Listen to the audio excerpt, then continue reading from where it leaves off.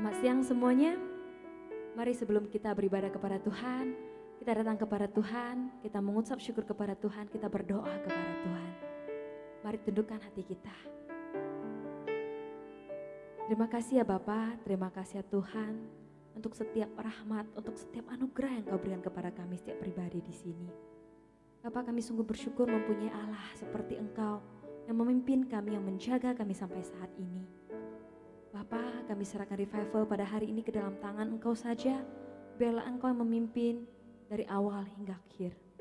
Hanya dalam nama Tuhan Yesus kami berdoa. Amin. Mari kita angkat pujian pertama, In Christ Alone.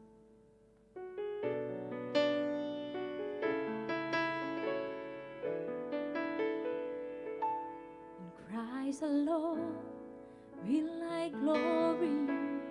Though I could pride myself in battles won, for I've been blessed beyond measure, and by His strength alone I overcome. Oh, I could stop and count successes like diamonds in my hands, but as trophies could not equal to the grace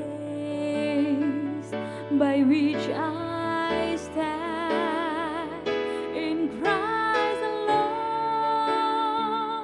I place my trust and find my glory in the power of the cross.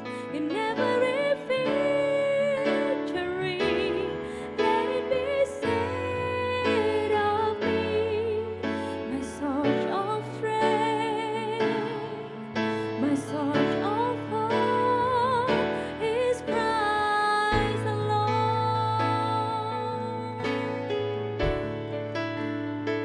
In Christ alone do I glory, for only by His grace I am redeemed. For only His tender mercy could reach beyond my weakness to my need. And now I seek no greater honor than just to know Him more, and to count my gains but losses to the glory of my Lord. In Christ alone I place my trust and find my glory in the power of the cross. In every victory, let it be said of me, my source of strength, my source of hope. In Christ alone I place my trust and find my glory in the power of the cross. In every victory, let it be said of me, my source of strength, my source of hope is Christ alone.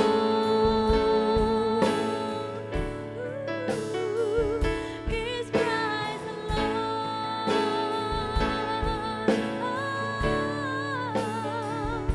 Is Christ alone.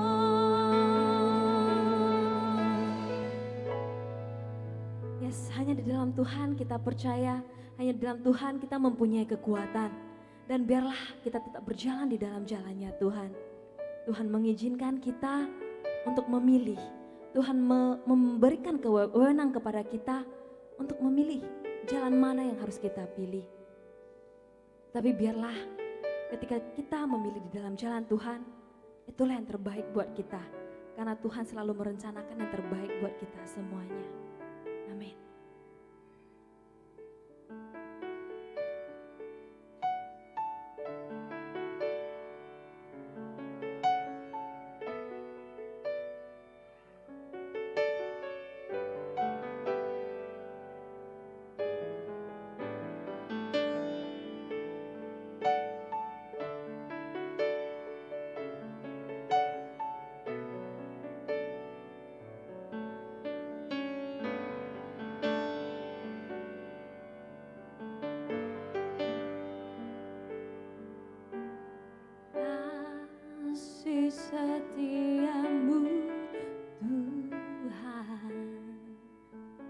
lebih dari hidupku, jalan-jalanmu ya Tuhan, terbaik bagiku. Dari semua yang kau katakan, tiada dusta ku temui. Dari semua yang kau janjikan, tiada yang tak terpenuhi. Andaikan ku harus memilih, tetap hatiku padamu, tak satu pun dapat menggantikanmu. Hanya kau berarti bagiku, lebih dari semua yang ada. Kaulah segalanya bagiku, tak ingin ku berpaling darimu selamanya. Ku akan menyembahmu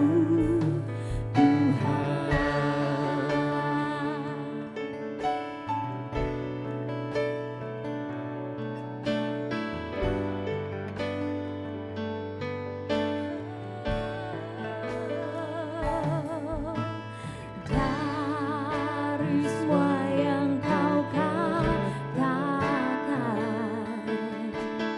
tiada dusta ku temui. Dari semua yang kau janjikan, tiada yang tak terpenuhi. Andaikan ku harus memilih, tetap hatiku padamu, tak satu pun dapat menggantikanmu. Hanya kau yang berarti bagiku, lebih dari semua yang ada. Kaulah segalanya bagiku, tak ingin ku berpaling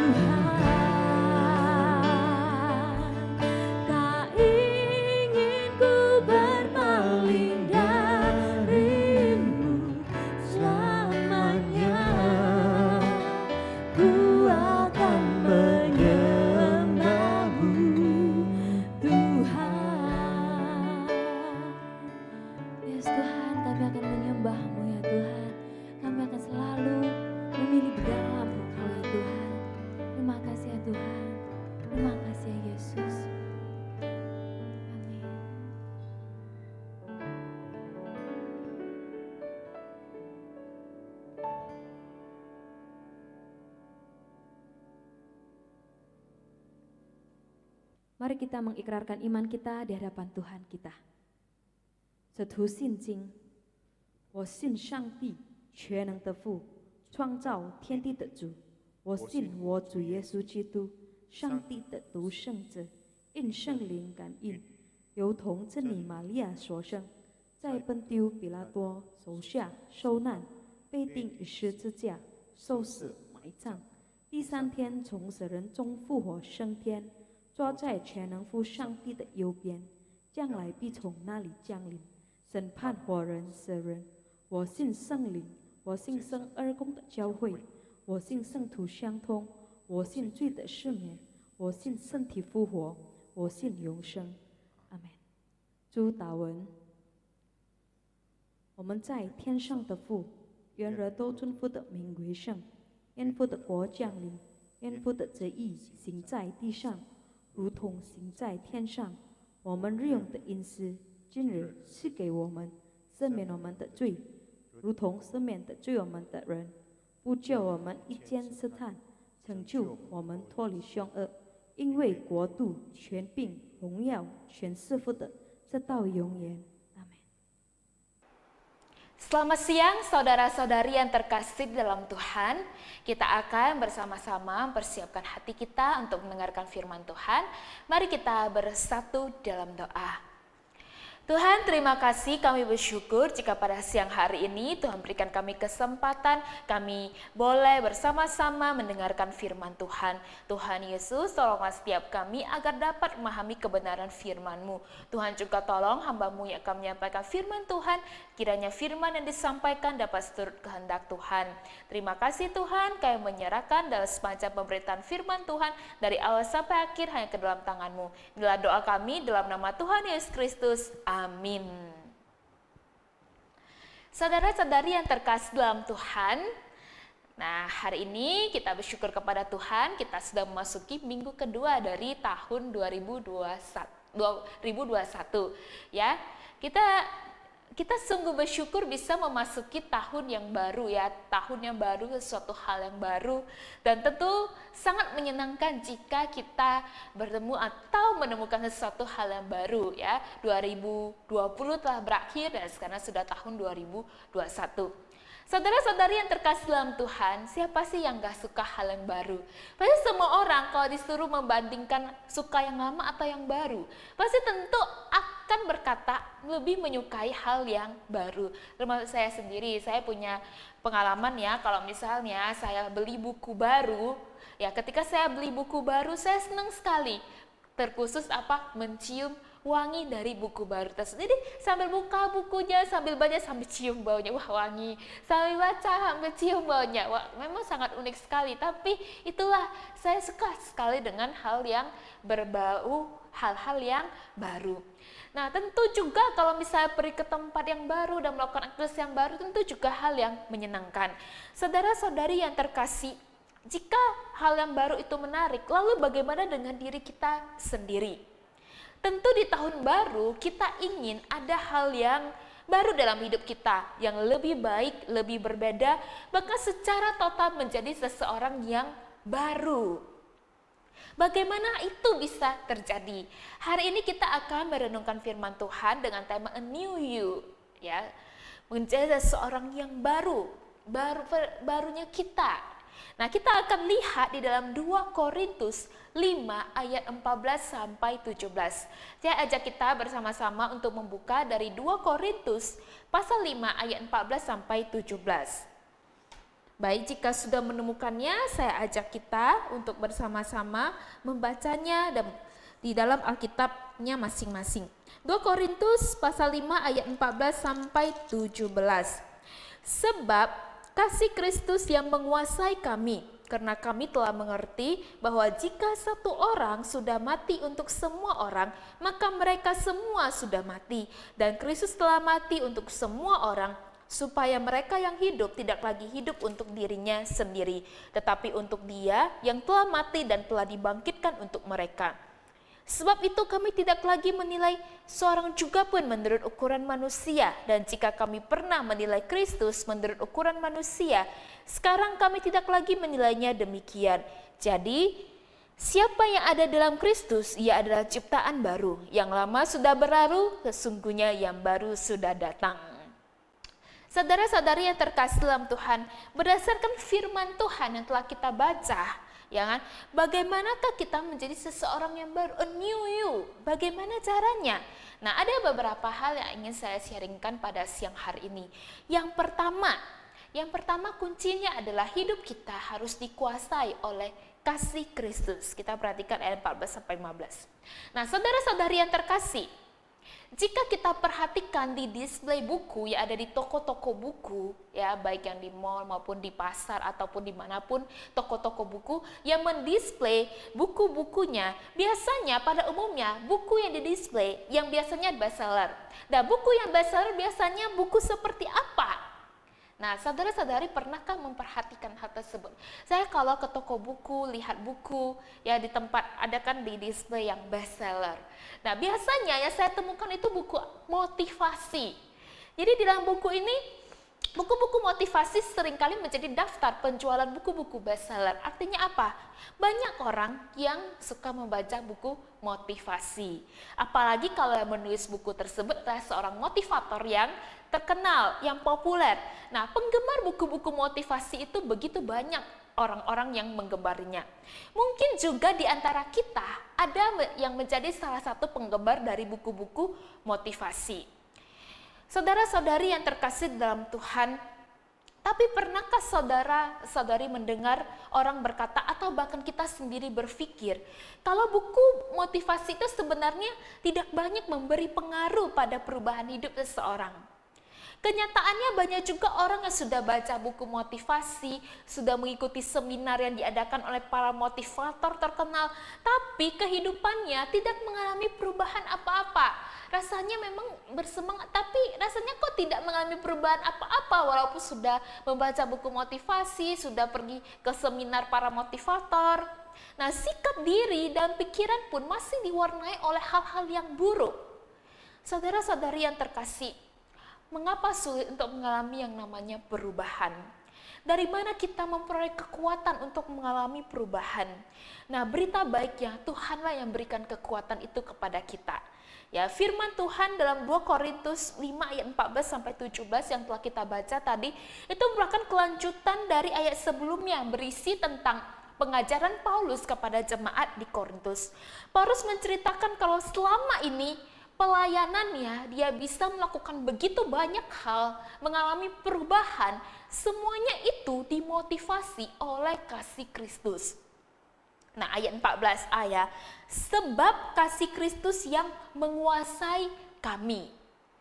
Dalam bahasa asli dapat berarti kasih yang ditunjukkan oleh Kristus atau kasih kepada Kristus. Dengan kata lain, kasih Kristus kepada Paulus dan juga kasih Paulus kepada Kristus. Saudara-saudari yang terkasih, ketika ada kasih Kristus menguasai diri kita, maka seharusnya perubahan itu akan terjadi. Nah, kata menguasai ini berarti memegang dengan kuat dan menekan. Nah, penggunaan kata ini ya di Alkitab menunjukkan penguasaan yang besar, seperti halnya musuh yang mengepung dan menghimpit kita dari segala jurusan sehingga kita tidak bisa berkutik. Seperti itulah yang namanya kasih yang menguasai. Saudara-saudari, ada satu film yang menarik di tahun 2019 dan saya juga sudah menontonnya ya, yang berjudul How to Train Your Dragon ya. The Hidden World, yang mengisahkan tentang pemimpin bangsa Viking yang bernama Haikap. Ya, dia punya naga kesayangannya Toothless, namanya naga tersebut. Dikisahkan dalam film tersebut, naga kesayangannya si Toothless ini ya kan jatuh cinta kepada jenis yang lain ya kan, masih jenis yang lain yang versi betina yang cantik. Ya, kalau Toothless ini warna hitam, versi betina itu warna putih dan cantik lah secara penampakannya. Nah, hal ini membuat akhirnya Toothless jatuh cinta kepada sang betina yang cantik tersebut. Nah, suatu ketika mereka berdua bersama, akhirnya ditangkap oleh penjahat yang bernama Grimmer ya, yang ingin sekali menangkap Nah, saat itu kejadian begitu menegangkan. Kenapa? Karena si naga ini dikepung, ya kan? Dikepung dari segala arah baknya, diikat, dan dia tidak bisa meloloskan diri. Kenapa? Karena pengepungan itu begitu dahsyat menjerat dirinya sehingga dia pasrah saja, tidak bisa lagi mau membebaskan diri, ternyata tidak bisa. Akhirnya Haikab dan sama kawan-kawannya lah yang berjuang ya membebaskan si Turles ini. Dari kisah ini menggambarkan bagaimana rasa tidak berdaya ketika tertangkap, ketika musuh mengepung. Demikianlah ketika kasih Kristus itu menguasai hidup kita. Ketika kasih Kristus menguasai hidup Paulus, ya kan? Begitu kuat, begitu erat dirasakan. Sehingga kasih Kristus itu bukan hanya sekedar memberikan inspirasi, ya kan, atau menjadi teladan atau contoh, tetapi yang memotivasi, yang menggerakkan, yang mendorong hidup kita, termasuk yang dialami oleh Paulus. Kasih Kristus yang mendorong dirinya untuk melakukan pemberitaan Injil, untuk melakukan banyak kegiatan yang memuliakan nama Tuhan, didorong oleh yang namanya kasih Kristus. Saudara-saudari yang terkasih dalam Tuhan, pertanyaannya adalah bagaimana Paulus dapat dikuasai oleh kasih Kristus? Ya, kita perhatikan ayat berikutnya, ayat 14b. Karena kami telah mengerti bahwa jika satu orang sudah mati untuk semua orang, maka mereka semua sudah mati.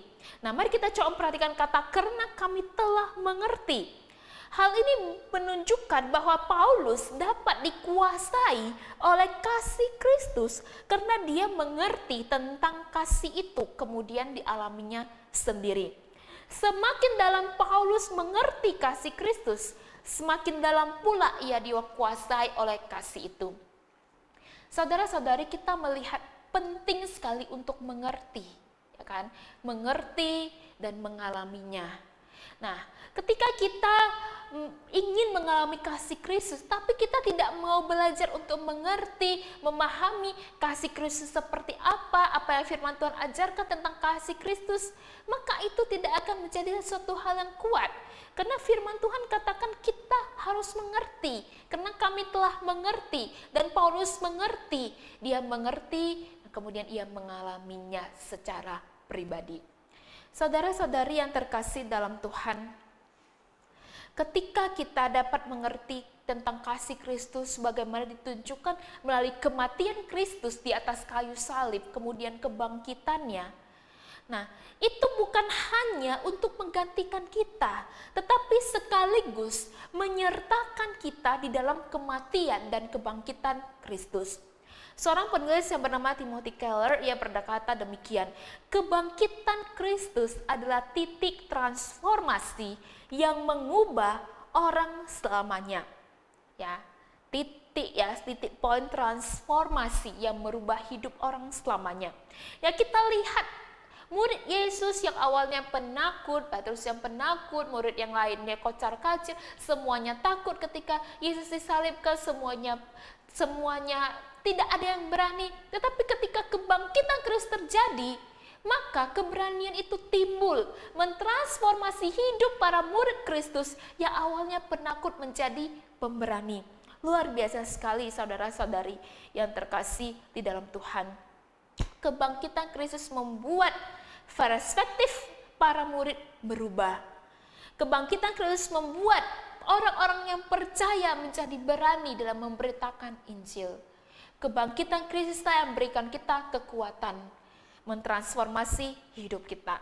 Saudara-saudari terkasih, apapun yang menjadi kegagalan kita di masa lalu, apakah karena dosa yang kita lakukan, apakah itu penyesalan hidup kita, atau itu kesalahan yang pernah kita lakukan di masa yang lalu, yang membuat cenderung kita meratap dan berkata-kata, ya mungkin kita pernah atau kita pernah mendengar orang berkata, andai saja waktu itu aku tahu sedikit lebih awal, tentu aku tidak akan mengambil keputusan seperti itu. Andai saja waktu itu aku tidak pikirin diri sendiri, ya mungkin ini tidak akan terjadi semuanya.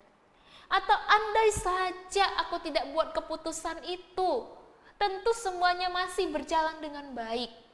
Andai saja. mengulang-ulang dan menyesal dan berakhir dengan air mata. Tuhan Yesus tahu kita semua pernah melakukan kesalahan. Ya, mungkin di tahun 2020 banyak kesalahan dan penyesalan yang telah kita lakukan. Dan sekarang tahun 2021. Ya, saatnya kita untuk bangkit. Kenapa? Karena Tuhan Yesus telah menebus kita dari setiap kesalahan dan dosa yang telah kita lakukan. Jadi, janganlah kita menjalani hidup ini dengan beban luka dan rasa bersalah yang terus-menerus tiada henti. Bangkitlah, jadilah seorang yang baru yang dikuasai oleh kasih Kristus. Kemudian kita perhatikan lagi ayat yang ke-15. Dan Kristus telah mati untuk semua orang, supaya mereka yang hidup tidak lagi hidup untuk dirinya sendiri, tetapi untuk Dia yang telah mati dan dibangkitkan untuk mereka. Saudara-saudari yang terkasih, tidak cukup bagi kita hanya dibebaskan dari hukuman. Ya kan, kita ditebus oleh Kristus. Kristus ini kita mempunyai nilai yang lebih lagi dalam hidup kita. Nilai tersebut tentu berkaitan dengan tujuan hidup kita. Sebelum kita mengalami kematian dan kebangkitan Kristus, kita hidup untuk diri kita sendiri. Tapi setelah kita, ya kan, ketika kita dibangkitkan bersama Kristus, maka kita yang dulunya hanya hidup untuk kenyamanan dan kesenangan diri sendiri, kita ingin mengalami perubahan. Ya, seperti Kristus terlebih dahulu mengasihi kita, kita dikuasai kasih Kristus, maka kita harus tunjukkan dengan mengasihi Kristus dan mengasihi sesama kita.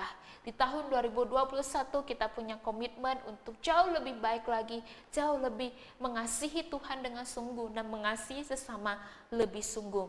Seperti kehidupan Paulus sebelum ia bertobat dan setelah ia bertobat ia mengalami perubahan yang luar biasa. Seorang penulis buku bernama D.L. Moody, dia pernah berkata demikian. Alkitab diberikan bukan untuk meningkatkan pengetahuan kita, tetapi untuk mengubah hidup kita. Ketika kita dikuasai oleh kasih Kristus, fokus hidup kita bukan untuk diri kita sendiri. Fokus diri kita bukan bagaimana kita ingin mendapatkan segala sesuatu untuk diri kita, tapi bagaimana kita membagikan segala sesuatu dan memberikan segala sesuatu. Jadi saudara-saudari yang terkasih, poin yang pertama adalah hidup yang dikuasai oleh kasih Kristus. Kita akan masuk ke bagian yang kedua, hidup sebagai ciptaan baru. Saudara-saudari yang terkasih dalam Tuhan, setiap kita sebagai manusia, kita dilahirkan dengan natur egois. Setiap kita, ya, kita cenderung lebih suka untuk hidup bagi diri kita sendiri. Berjalan menurut cara kita sendiri. Ketika kita menyadari bahwa kita egois dan gagal dalam melakukan hal baik, ya kan, kecenderungan kita adalah membandingkan diri kita dengan orang lain dan menganggap bahwa saya mungkin gak bisa melakukan apa yang saya mau, ya. Saya mungkin gak bisa melakukan apa yang saya mau, tetapi setidaknya saya lebih baik dari dirinya. Saudara-saudari, mungkin perkataan itu kita pernah katakan atau kita dengar. Ya nggak apa-apa, saya nggak bisa itu, setidaknya saya nggak seburuk dia. Nggak apa-apa, saya nggak bisa seperti itu, setidaknya saya lebih baik dari dirinya. Nah, saudara-saudari, penelitian seorang yang bernama Jonathan Freeman dari Universitas London mungkin bisa menjawab. Dalam laporannya, Freeman mengungkap angka mengejutkan. Faktanya, hampir semua orang sebanyak 98% manusia menganggap dirinya termasuk dalam 50% orang-orang baik di dunia. Dan cenderung menganggap orang lain tidak lebih baik dari dirinya. Saudara-saudari yang terkasih, bisa saja kita menganggap diri kita lebih baik dari orang lain. Tetapi permasalahannya, Tuhan tidak pernah menilai diri kita dengan membandingkan diri kita dengan orang lain.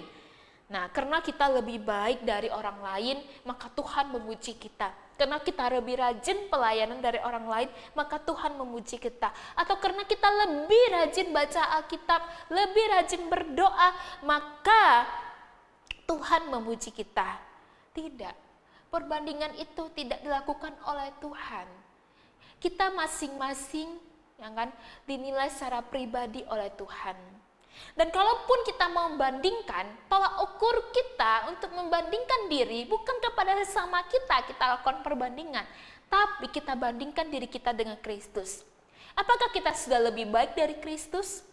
Apakah kita sudah lebih rajin pelayanan dan perbandingannya adalah Kristus? Apakah kita sudah melakukan hal yang lebih baik? Tuhan Yesus Kristus adalah Tuhan yang sempurna. Nah, sampai kapanpun kita tidak akan bisa sama sempurnanya seperti Kristus. Tetapi kita bisa berusaha dalam proses hidup kita menjadi sempurna seperti Kristus. Tapi tentu saja Kristus jauh lebih hebat dari kita, jauh lebih besar. Jadi kalau kita mau bandingkan diri kita dengan orang lain, lebih baik kita bandingkan diri kita dengan Kristus. Apakah kita sudah serupa dengan Tuhan Yesus? Apakah saya sudah seperti Tuhan Yesus yang mengasihi orang lain? Itulah yang harus kita lakukan dalam hidup kita. Firman Tuhan dalam 2 Korintus 5 ayat 16 berkata, sebab itu kami tidak lagi menilai seorang juga pun menurut ukuran manusia. Dan jika kami pernah menilai Kristus menurut ukuran manusia, sekarang kami tidak lagi menilainya demikian. Jadi kita menilai orang lain, ya kan, jangan menurut ukuran manusia. Kita coba melihat dari perspektif Tuhan. Bagaimana Tuhan menilai diri kita. Ya, seperti yang Paulus katakan dalam firman Tuhan. Menilai tidak dalam ukuran manusia. Nah, setelah Paulus berjumpa dengan Tuhan Yesus, Paulus tersadar kalau dulunya ia menilai seseorang berdasarkan pendidikannya, posisinya, popularitasnya. Tetapi setelah pertobatannya, ia punya perspektif lain. Ia punya perspektif dalam memandang berbagai hal. Bahkan perspektif Paulus tentang Kristus pun berubah secara drastis ketika ia sudah bertobat. Nah, Paulus tidak lagi menilai diri orang lain menurut ukuran dirinya sendiri atau ukuran manusia. Sejak ia diselamatkan, Paulus lebih suka menilai seseorang berdasarkan posisi baru mereka di dalam Kristus, yaitu sebagai ciptaan baru. Saudara-saudari yang terkasih, jika kita pernah gagal di masa lalu, kegagalan itu bukan berarti membuat kita tidak pernah dapat berubah.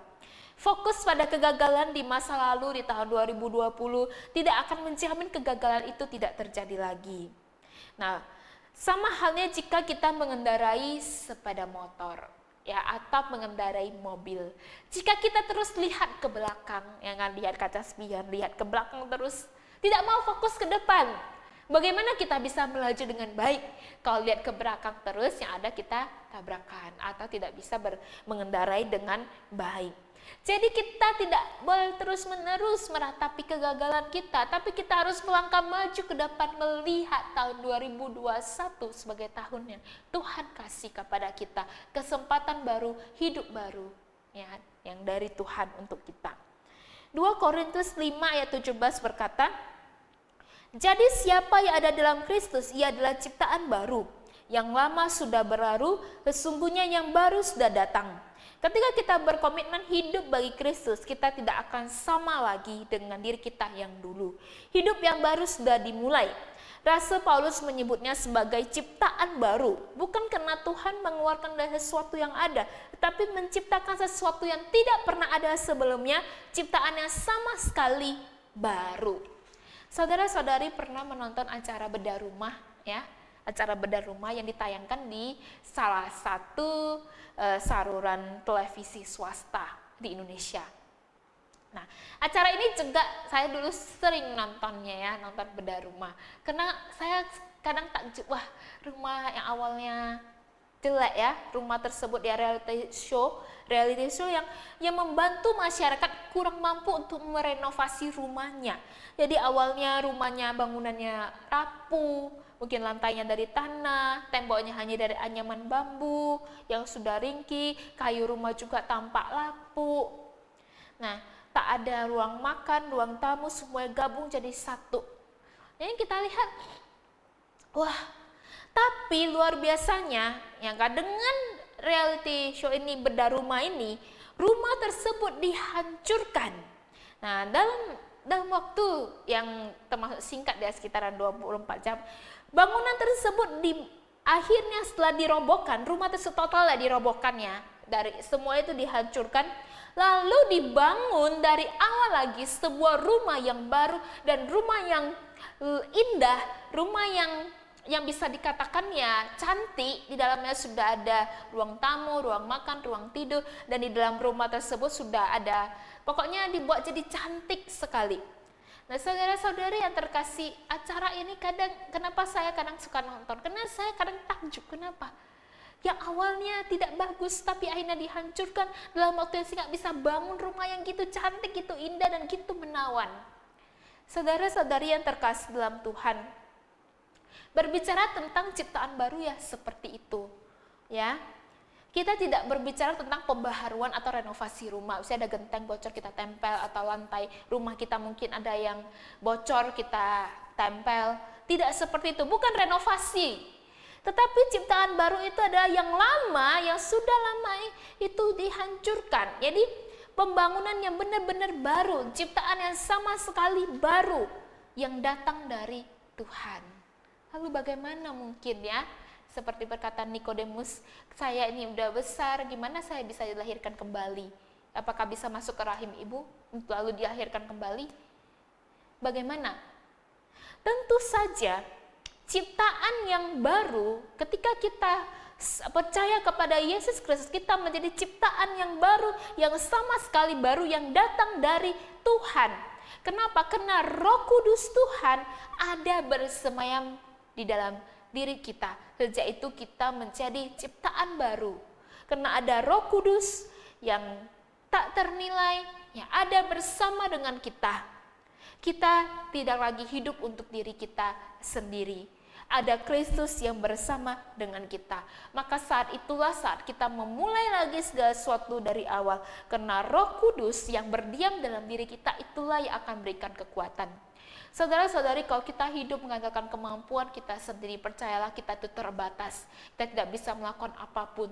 Tapi ketika Roh Kudus yang berikan kekuatan kepada kita, maka saya yakin tidak ada yang mustahil. Tuhan bisa mentransformasi dan merubah hidup kita.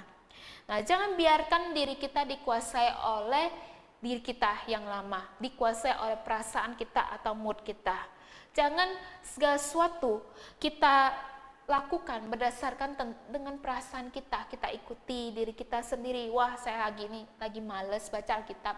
Oh, saya lagi gak mood ke gereja, atau saya lagi gak mood lihat ibadah online, atau saya lagi pengen santai-santai tidur sampai malam atau apa. Nah, intinya adalah dalam hidup kita tidak boleh sampai perasaan kita menguasai diri kita, hawa nafsu kita menguasai diri kita. Tetapi kita harus membiarkan Tuhan menguasai kita. Kita harus membiarkan Kristus menguasai hidup kita. Maka dikala itu kita bisa berjuang, kita bisa mengalahkan keinginan kita karena ada Kristus bersama dengan kita. Nah, salah satunya contohnya ya, kalau kita ingin menurunkan berat badan kita, ya. Untuk menurunkan berat badan yang harus dilakukan tentu saja menghindari makanan yang berkalori tinggi dan juga berolahraga. Nah, kita sudah melakukan hal tersebut, kita sudah hindari makanan yang berkalori tinggi, kita sudah berolahraga, tetapi ketika malam tiba atau aduh kok keroncongan kruk. Nah, terus akhirnya kita buka kulkas, wah ada banyak makanan nih.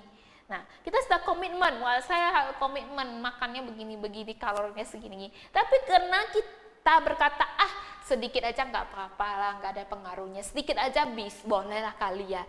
Nah, akhirnya kata sedikit ini nggak apa-apa, akhirnya kita gagal dengan program yang telah kita rencanakan. Nah, saudara-saudari yang terkasih dalam Tuhan, kita harus komitmen mengalahkan diri kita sendiri. Kita harus minta pertolongan Tuhan, ya, menolong kita agar kita bisa mengalami yang namanya perubahan. Percayalah, ketika kita sudah menjadi ciptaan baru, Roh Kudus telah diberikan kepada kita, kita punya kekuatan itu. Tinggal apakah kita mau berjuang, tinggal apakah kita mau mengalahkan diri kita, kita tidak lagi hidup seperti hidup yang lama, seperti yang firman Tuhan katakan dalam 2 Korintus 5 ayat 17. Jadi siapa yang ada dalam Kristus, ia adalah ciptaan baru. Yang lama sudah berlalu, sesungguhnya yang baru sudah datang. Jadi saudara-saudara, yang lama sudah berlalu. Tahun 2020 telah berlalu, yang baru sudah datang. Tahun 2021 sudah datang. Saatnya membuat perubahan, saatnya menjadi seseorang yang baru. Dan Tuhan tolong kita bisa, kita mampu. Mari kita bersatu dalam doa. Tuhan, terima kasih, kami bersyukur untuk firman Tuhan yang telah kami dengarkan pada siang hari ini. Tuhan tolong kami percaya, ketika kami percaya kepada Yesus Kristus, Roh Kudus ada dalam diri kami, maka kami bisa mengalami yang namanya transformasi hidup.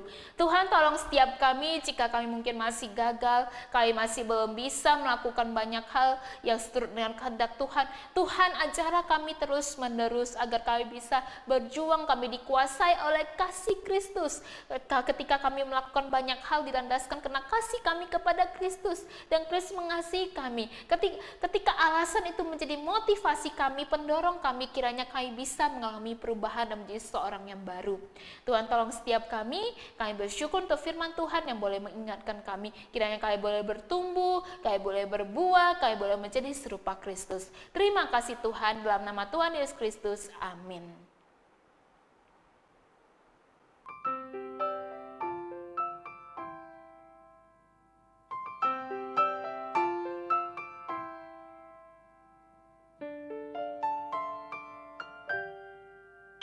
你说阴天代表你的心情，雨天更是你对生命的发明。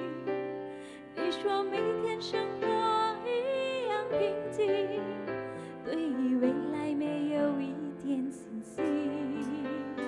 亲爱朋友，你是否曾经观看满天的星星？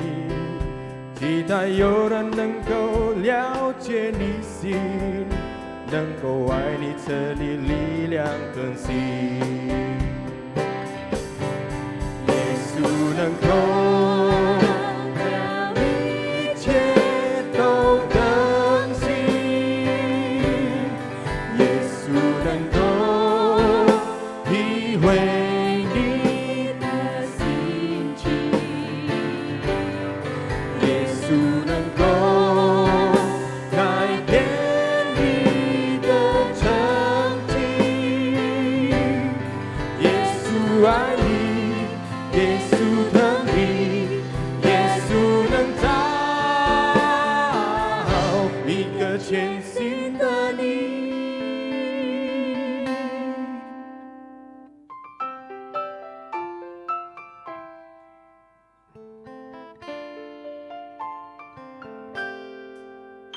你说阴天代表你的心情，一天更是你对生命的反应。